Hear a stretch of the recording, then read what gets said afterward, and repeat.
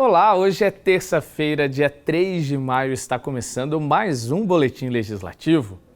E depois de alguns apontamentos da Justiça, São José dos Campos já publicou um novo edital para o transporte público da cidade.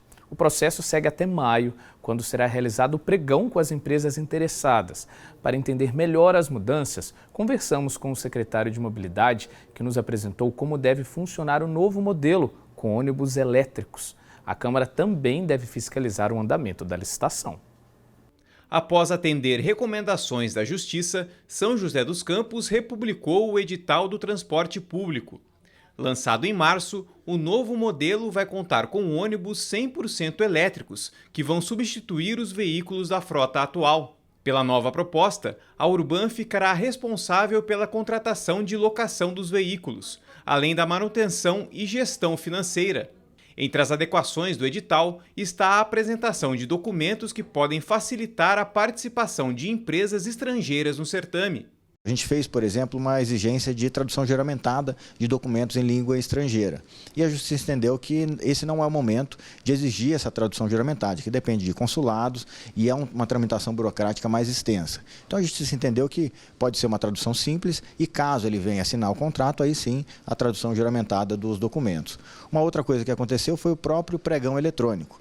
A gente dava no edital toda a condição de participação de uma empresa internacional, mas o sistema eletrônico do Banco do Brasil não aceita cadastro de empresas que não têm CNPJ no Brasil.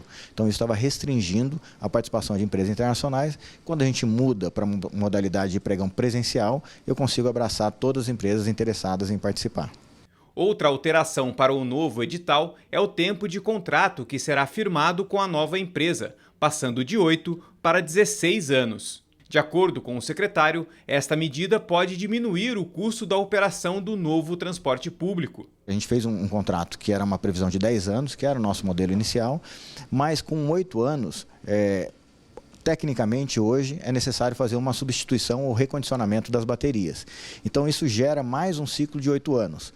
E aí quando a gente percebeu isso, ou a gente reduzia para 8 anos ou a gente ampliava para 16. E a gente optou por ampliar até para a gente ter um tempo maior de amortização do investimento e tornar o processo mais econômico para o poder público. Com as alterações no edital, o processo para a implantação do novo modelo de transporte público em São José dos Campos deve atrasar um pouco.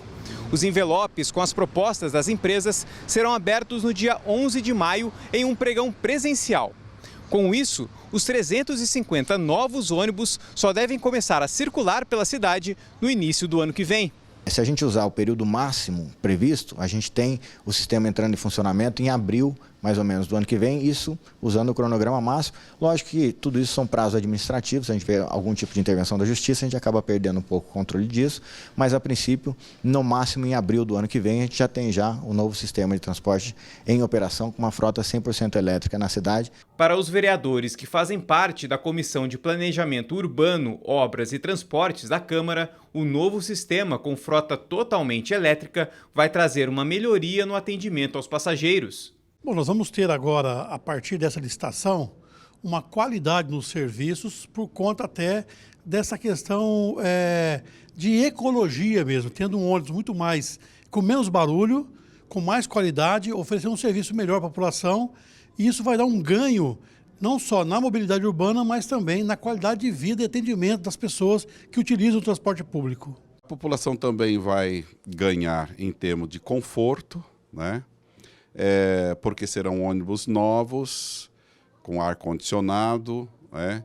Isso tudo traz para a população aquela sensação assim, de bem-estar, de você estar andando num veículo novo, num veículo elétrico, com ar-condicionado. Isso com certeza vai refletir de forma muito positiva na população da nossa cidade.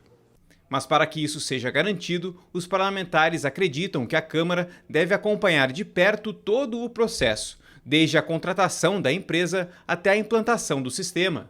A nossa intenção é olhar o edital e ver calibrado cada etapa para que não haja nenhuma distorção. Se houver alguma coisa, que seja muito bem justificado junto à população e aqui também à Câmara Municipal. A Câmara está de portas abertas para acolher assim, observações que possam ser feitas no sentido de que a gente tenha realmente um bom processo em andamento e a gente possa, o quanto antes, né, ter isso concluído. A previsão da Secretaria de Mobilidade Urbana é que, com a nova frota de ônibus, que será equipada com comodidades como ar-condicionado e carregadores USB, também aumente o conforto dos usuários de transporte público na cidade. A gente tem mantido toda a qualidade do ponto de vista operacional que a gente tem hoje, com o incremento, né, ou seja, com a melhoria, utilizando a frota elétrica, que traz mais conforto tanto para o passageiro quanto para o motorista que opera esse tipo de veículo. Além de todo o benefício ambiental e econômico que isso pode gerar para a cidade no futuro.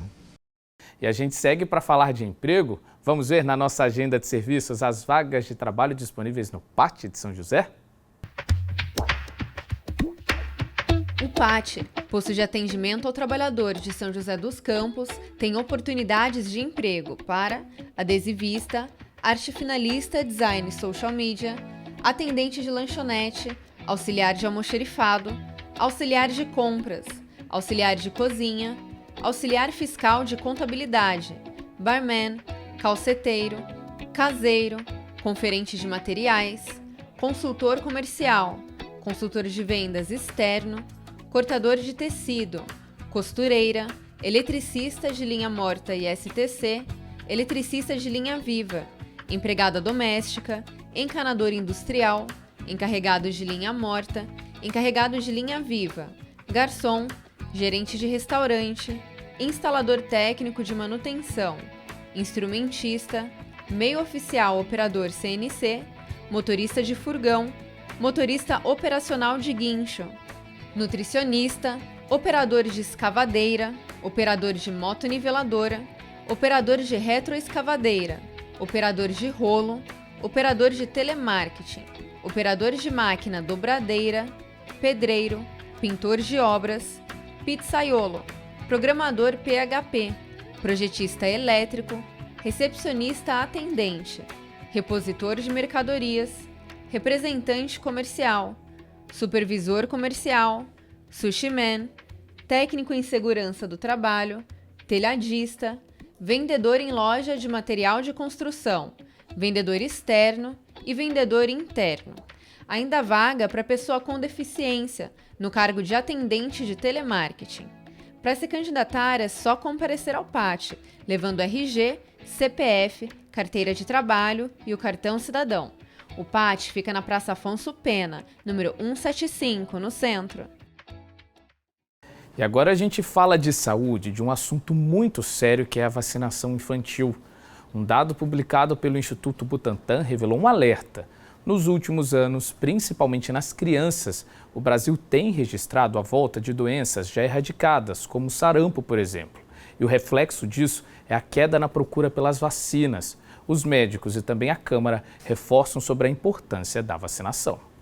A Giane e a Vivian são mães e, apesar da correria diária divididas entre maternidade e trabalho, elas arranjaram um tempinho para vacinar os filhos. Eu acompanho, faço periodicamente. Hoje ele fez 6 meses e aí a gente tem que dar a tríplice, né? Mas eu acompanho, faço questão de acompanhar, manter a carteirinha dele em dia. Muito importante trazer as crianças, né? Os pais manterem essa consciência de que é importante manter as crianças vacinadas com as vacinas atualizadas. Mas, infelizmente, o cuidado das duas não é uma realidade de todas as famílias.